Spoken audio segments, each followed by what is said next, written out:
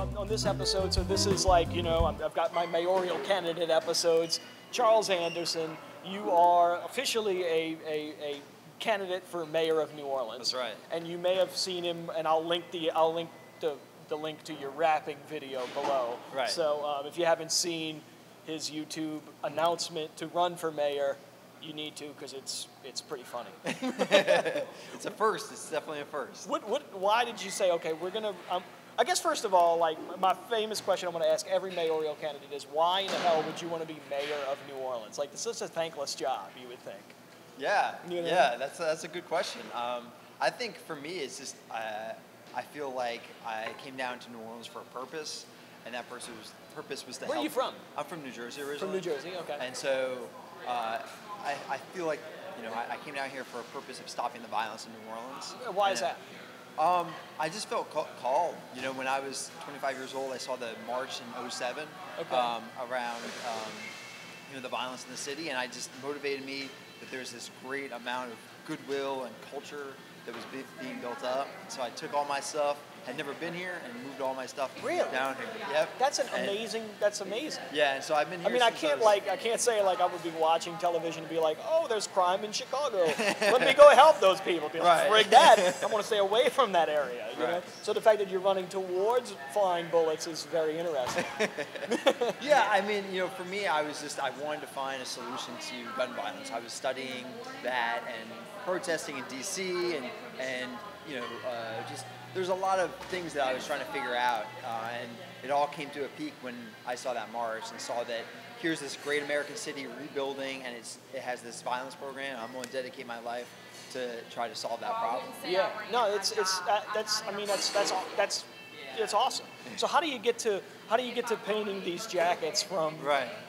I'm trying to meld this. This episode's really hard for me, y'all. Right. Okay, so you know, because you sell these jackets out on Frenchman Street. This is like straight, and I picked this jacket because these are the colors on the front of my house. Actually, is that right? It is. Yes, Wow. It is ridiculous. It's like legitimately like that. Well, I don't know. I think there's blue in my house too.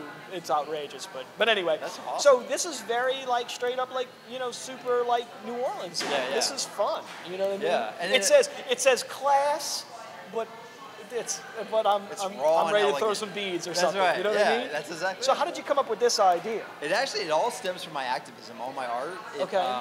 I was doing this march, a very large march, 700 people who were killed since Katrina due to violence, and I was painting their names, but I had met a lot of the mothers, a lot of the families of these victims, and I wanted to give these names like life. So I was like, okay, well, I have 700 of them, so I just started throwing paint, and as I started throwing paint, it got into everything in my house, and it got on my blazer, and so, you know, I wore the blazer to the march. And I ended up, every time I wore it, I kept on selling them off my back in the middle of the street. Yeah. Guys like yourself would just come up, man, where'd you get that blazer? And then they try it on, they give me a $100 bill. And so after I got some money, I started up this business in Frenchman Art Market. And to me, really, honestly, like, as fun and great as it is, for me, it's like part of my philosophy that every single person is an individual, and they have life and personality, and that they're worth, you know, they're worth having here on Earth, you know. And so that was kind of my whole philosophy behind it. It was allowing people to just stand out and show the beauty of life. Man, okay, so this is, I mean, okay, so I did watch your rap video all the way through. Right. But this is, you don't, okay, I don't connect that message to that rap video. Like, this is important. Well, this will be the second. Okay, so you've got more rap videos. You're rapping, or what are you? Okay, you got another. I'm going fully in it. Okay. I might as well, you know. So you gotta own that. I got my feet wet, and you know, I just ignore all the YouTube comments and just keep plowing ahead, because I just feel like this has been the best way to get the attention about the issue. Yeah. And so, so I mean, the first video, we just wanted to get a very small amount of the message out, and then we could talk about these other things. No, But that's there's huge. a deep philosophy. I've been doing this for 10 years. People think I'm kind of new to the scene, but I mean, I had a gun pointed at my head. I've been shot at. I did get that from your video. I mean, I've gone through it all. I've gone to Angola for a weekend and just hung out with, hitmen and hear their stories. I mean, I've gone through it all, and so I have a lot of. Okay, so now, okay. At this point, I'm going to go to like the issue. Let's say you win. You're going to be. Let's say you are elected mayor. Right. You go to City Hall and you're sitting there, and now it's your task to stop crime. Right. What is step like? Okay, I would imagine, and I said this in my last episode with my last mayoral candidate.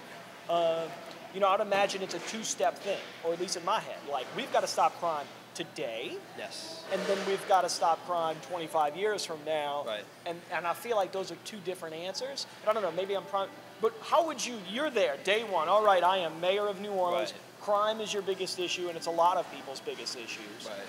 What's your plan?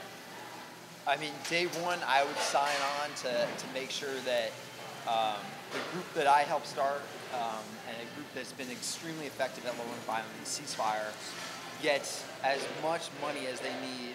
And I have a plan and everything like that. It's on my website around expanding to.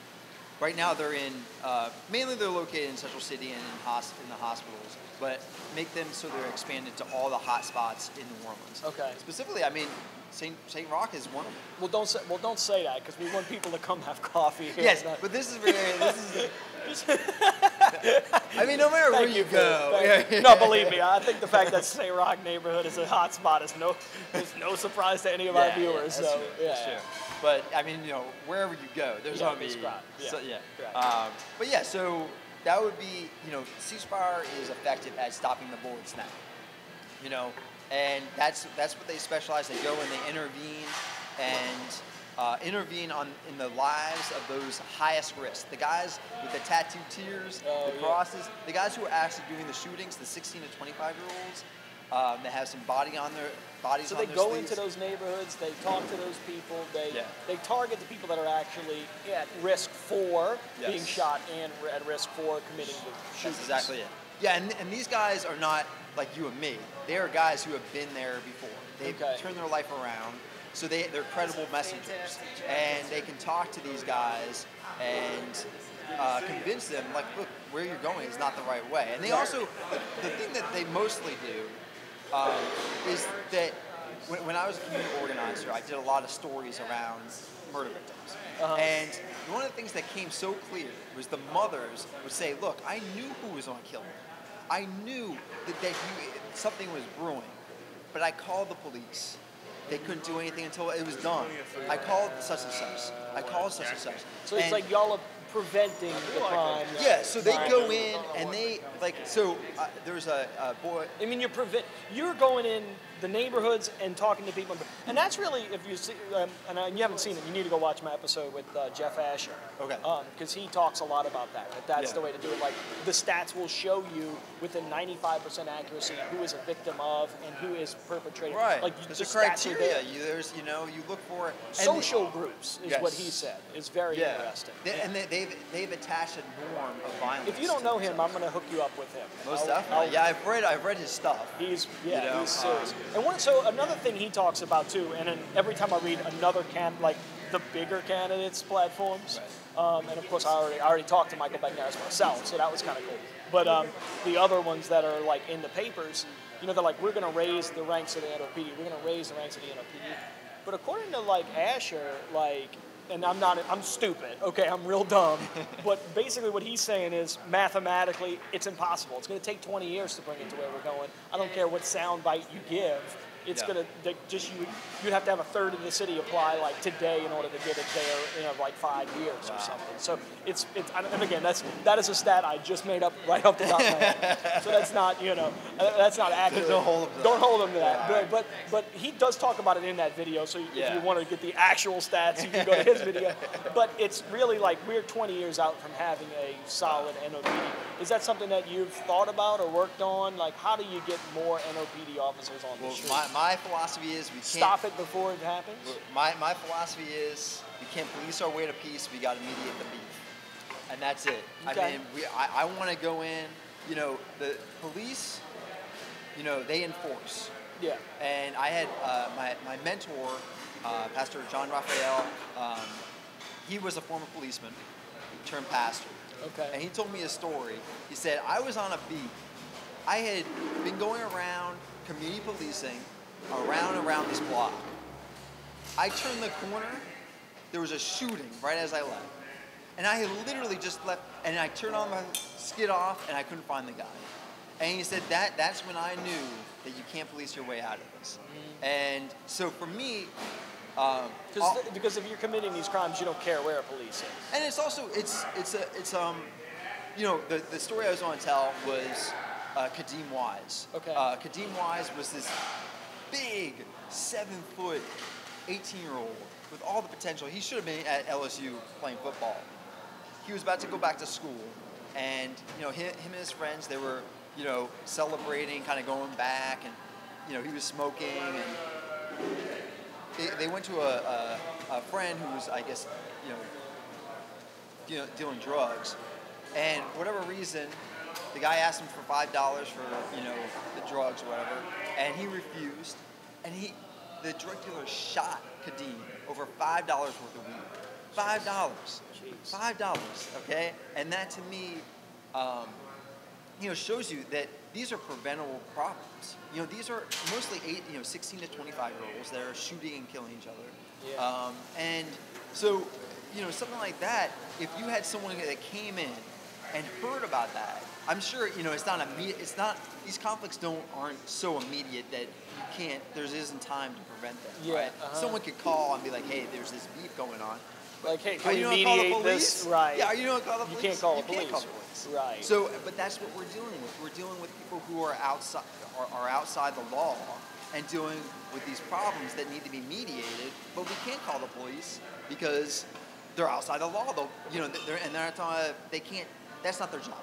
You know, they're there to enforce the police. Right. And sometimes we put way too much on the police to do. So my passion is really getting these violence interrupters on the street and getting them the full funds they need to go in and just do what they do. I mean, these guys are so skilled at what they do.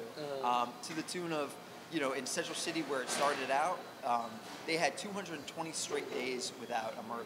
Okay. And this is in a place where Magnolia, you know, Central City's like, I mean, that was historically it's like, don't go there. Like, I mean, it's historically the most violent area, highest rates of violence, I should say. Yeah. And so, yeah, it's extremely effective, and it's worked there, it's worked in other places. And that group have a website as well, or how's they're part of the NOLA for Life program. Okay. So you can see them on NOLA for Life. But I will say the best way to find out about them is through the international organization they're part of, cureviolence.org. Cureviolence.org. Okay, yes. And I'll put that link down there as well. Yeah, so I'll have your rap video. Yeah, there I'll have you go. Cureviolence.org. You can check out. And they have a great documentary called The Interrupters that really sheds light on what these guys do.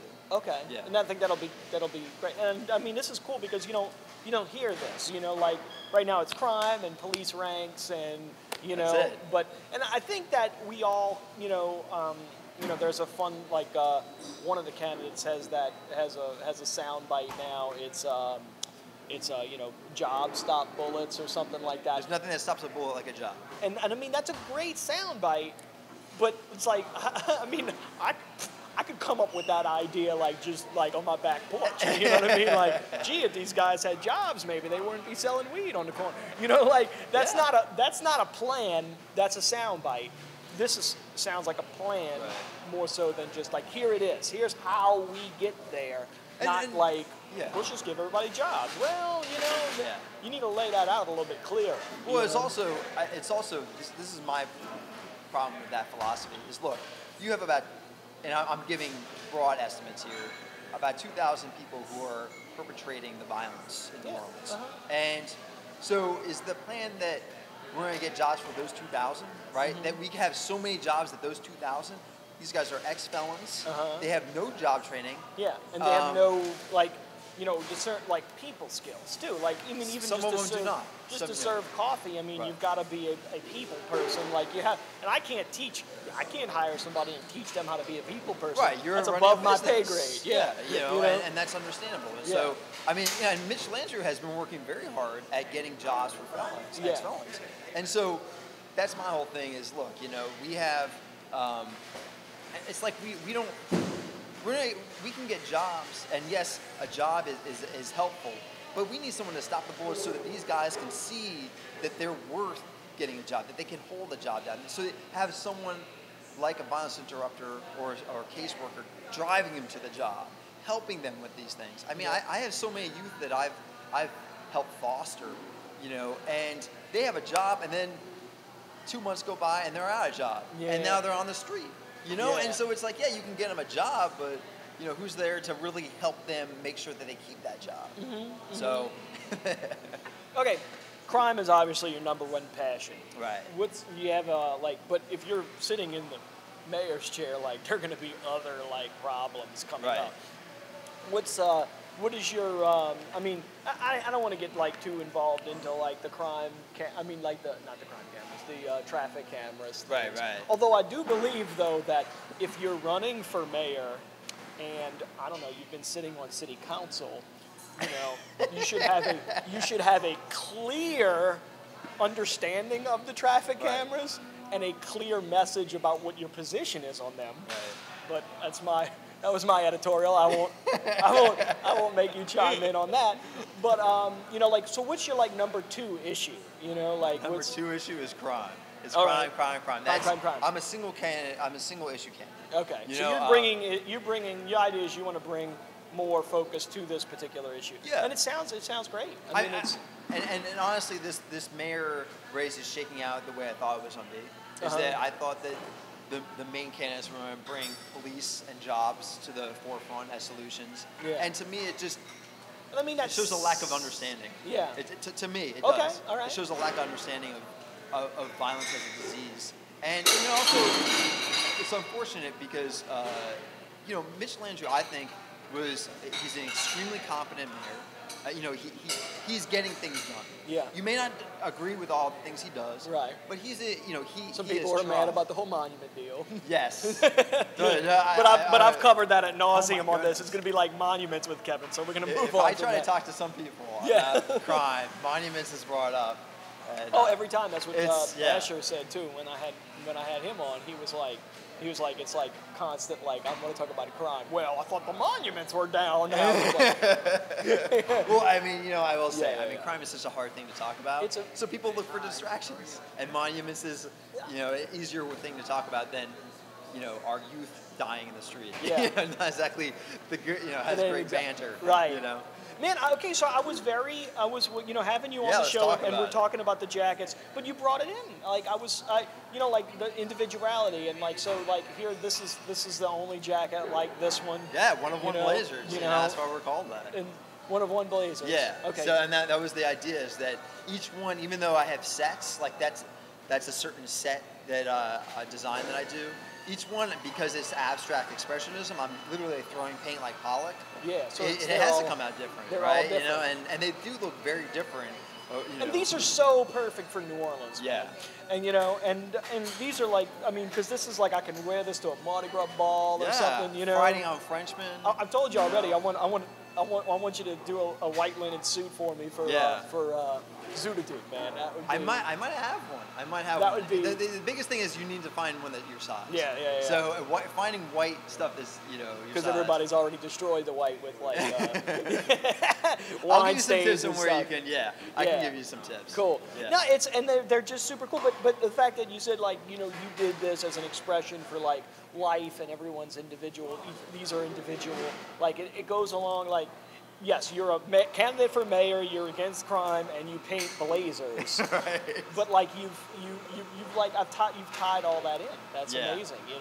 Yeah, I mean, and I draw as well. I mean, and I draw portraits. That's really, one of my main passions. And so, it all comes through that activism, that passion for stopping the violence. And I've built my life around that. And you know, I'm going to continue to do it until I get my goal of, you know, getting a 4-year plan, $30 million for ceasefire. That's really my end all with all this. Awesome. You know. Awesome. Well, you send me the links. We're going to put that down there. And man, listen, you know, New Orleans needs more of you. I'm going to tell you right now. Thank you. And you know, I hope you don't experience because sometimes non-New Orleanians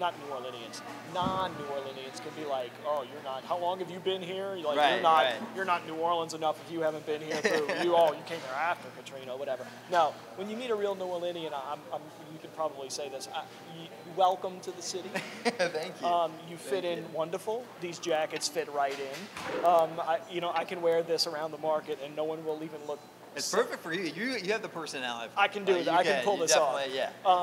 Man, it's and coming here and being inspired to help us, stop the violence. Like I said, we need more people like you. Thank you. I really appreciate it. I'm just grateful to be. I mean, this is the greatest city in the world. I love it, and even though I had never been here before I moved down, I mean, I knew it was my home as soon as I came down. Crazy. I mean, yeah, and I mean, I met my wife here. We live in the 9th Ward, in the Musician Village, and so I mean, I'm not going anywhere. This is it for me. Yeah, thank you so much, man. Thank you so much. Thank you so much for coming, man. I really appreciate it. Thanks for having me. Yeah, absolutely. Thanks for the coffee, man. Oh, this is amazing. All the time. All the time. Am I allowed to endorse this as a candidate? Or yeah. So I have to check the laws. I have to check the ethics laws. I think you can, as long as I don't give you money or something. Yeah. All right, man. Take care. All right, man.